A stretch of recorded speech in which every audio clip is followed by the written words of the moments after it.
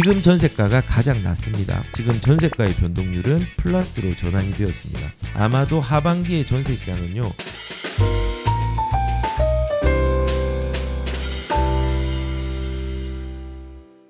이번 주에 제가 이제 조금 아젠다로 생각이 되는 부분들이 뭐냐면요, 전세 회복세가 조금은 뚜렷하게 일어나고 있는 부분들이 있습니다. 예전에는 월세 선호 현상이 많았잖아요.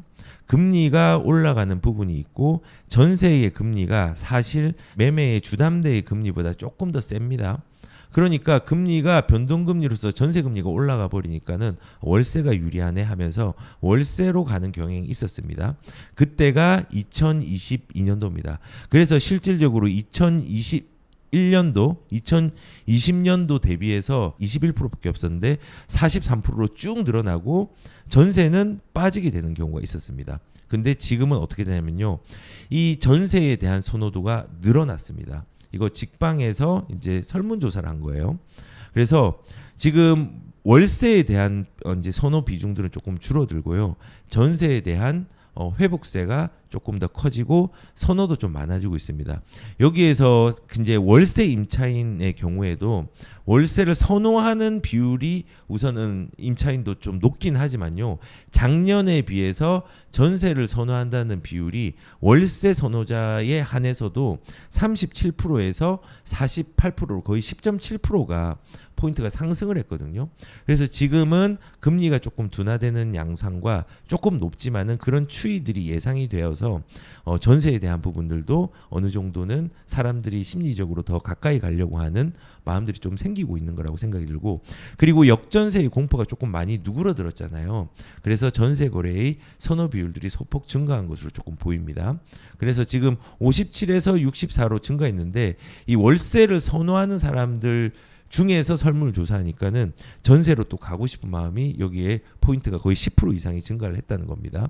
그래서 월세보다 전세 선호의 비율들이 지금 점차 확대되고 있는 양상입니다. 그리고 실질적인 움직임을 보면요, 표본수를 가장 많이 하고 있는 부동산 114, R114의 이제 통계 지표로 보면요, 파란색이 서울이고 회색이 인천, 이제 경기입니다. 빨간색이.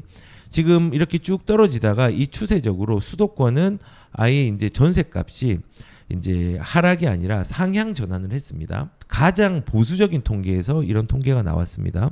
그리고 이 부분들은 이제 가을 이살철하고 맞물려서 지금보다는 조금 더 어느 정도 올라갈 수 있는 부분들이 있다고 생각합니다. 그래서 비단 수도권만 이러냐? 그렇지 않거든요. 지금 지방인 같은 경우도 전국에 있는 그 전세가 변동률을 보면요, 지금 전세가의 변동률은 지금 이제는 마이너스에서 플러스로 전환이 되었습니다. 지방 전세값도 70주 만에 상승 전환을 했다고 합니다. 역전세 끝이라고 했는데 아직까지 끝난 건 아닙니다. 어느 정도 역전세의 물량들은 남아있고 아마도 이게 거의 끝물인 경우가 내년 7월 전후로 해서 어느 정도 끝물이 보일 걸로 생각이 듭니다.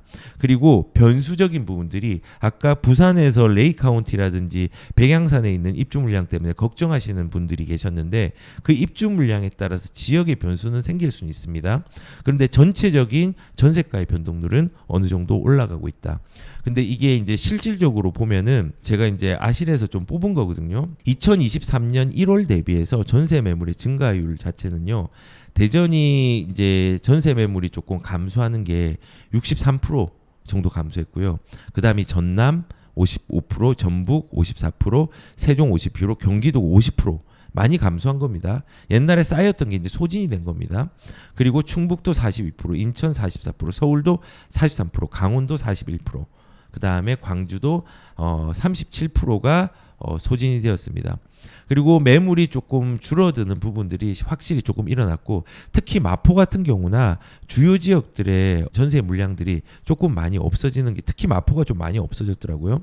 그래서 이런 풍기 현상들이 조금 일어나고 있는 부분들 있고, 이게 비단 수도권뿐만 아니라 지방까지도 어느 정도 퍼지고 있는 양상들이 어느 정도 생겼습니다. 여기 보시면은 지방도 좀 올라갔죠. 예, 그렇습니다. 그래서 지금 전세에 대한 부분들은 어느 정도 이런 좀 방향성을 가지고 뭔가 이사철과 맞물리면서 아마도 하반기의 전세 시장은요, 지금보다는 조금 더 거래가 더 잘 될 수 있고 가격들도 그 거래량 대비해서 올라갈 수 있는 추이로 예상이 됩니다. 왜냐하면 전통적인 성수기가 사실은 이런 가을철 이사철이거든요.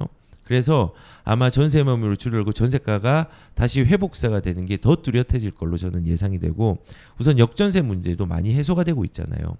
그리고 전세가가 상승을 하면요, 이제 투자 수요자들이 조금 몰릴 수 있는 여건들이 생길 겁니다. 그래서 특히 저가 중심의 아파트들도 이제는 거래량이 적었던 지역을 중심으로 가격들의 움직임들이 있을 걸로 또 생각이 듭니다. 그런데 이제 더불어서 이제 전세가에 대한 부분들이 지금 이렇게 되면은 이제 사람들이 전세가 올라가서 큰일 났다. 이거 전세가 또 잡을 수 있는 정책들이 나와야 되는 거 아니냐. 이 전세가를 안정화시킬 수 있는 방법, 그리고 정상화가 된 다음에 안정화가 돼야 되겠죠. 정상화 이후에 안정화시킬 수 있는 방법은요, 취득세 완화를 통해 가지고 갭 투자자들이 많이 나오게 하는 게 전세 시장을 안정화시킬 수 있는 좋은 방법 중에 하나입니다. 아니, 투기를 조장하는 거 아니냐. 실질적으로 이번 2023년 1월부터 지금까지 상급지의 거래량들이 많이 늘어났는데 거기에 갭 투자의 양보다요, 실거주의 양이 훨씬 많았습니다. 그런데 가격들이 왜 올라갔을까요? 사실은 전세가가 안정이 돼야지 매매가도 그거에 대한 것들을 따라갈 수가 있거든요. 연동이 되어 있습니다. 전부 다. 왜냐하면 수요자가 이동을 하는 거거든요. 어떨 때는 월세 수요자가 많다가 전세 수요자가 되고, 그 전세 수요자가 매매 수요자로 또 변환을 하고, 거꾸로 매매 수요자가 전세로 가는 경우는 그렇게 많지는 않지만요, 이게 계속 스위치가 된단 말이에요.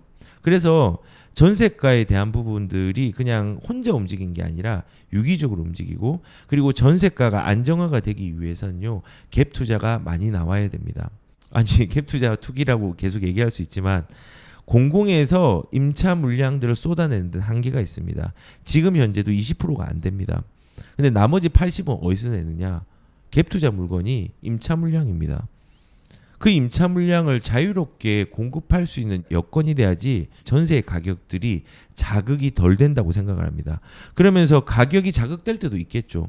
가격이 자극되면은 시장에서 또 자정작용을 합니다. 실제로 너무 많이 올라가면은 시장에서 그 가격을 선택을 안 하면요, 그 가격들이 자정작용을 해서 가격들이 시장에 맞는 가격으로 맞춰지거든요. 그렇게 해주는 게 중요합니다. 그래서 지금 전세가가 지금 올라가고 있는 양상들이 있고, 지금 이 부분들은 워낙 가격들이 역전세로 많이 일어났기 때문에 정상화의 과정과 가격들이 안정화되는 시점들이 올해와 내년 정도에 좀 거치면서, 그리고 갭 투자자들이 이제 진입하는 여건들을 만들어준다면요, 전세가는 또 안정되는 시기들이 또 분명히 있을 거라고 저는 생각을 합니다. 그래서 지금 전세가가 회복되는 추이가 있는 거, 이제 여기에서 우리가 얻을 수 있는 포인트는 뭐냐면은 지금 전세가가 가장 낮습니다. 그리고 이 2년 뒤에 전세가가 맞출 때는요, 지금보다는 훨씬 높은 가격으로 전세가가 맞춰질 겁니다. 그렇기 때문에 전세를 살고자 하는 사람요, 매매에 대한 고민들을 해보시는 게 중요하고, 지금 역전세를 맞은 사람들은요, 그 역전세에 대해서 2년을 버틸 수 있는 관리 능력들이 있다면요, 그 2년 뒤에는 내가 지금 있는 전세금을 오히려 지금보다는 더 받을 수 있는 기회가 있으니까 그 2년의 시간들을 조금은 기다림으로 좀 대처하시는 부분들이 필요하다는 말씀을 드리겠습니다. 제가 계속 전세 얘기를 하는 게 전세가들이 좀 심상치 않게 움직이고 있어서 그렇습니다. 이게 그냥 단순한 현상이 아니라 전국적으로 퍼지는 양상들도 일어나고 있으니까 그 추이들도 한번 생각을 해보시라는 말씀을 좀 드립니다.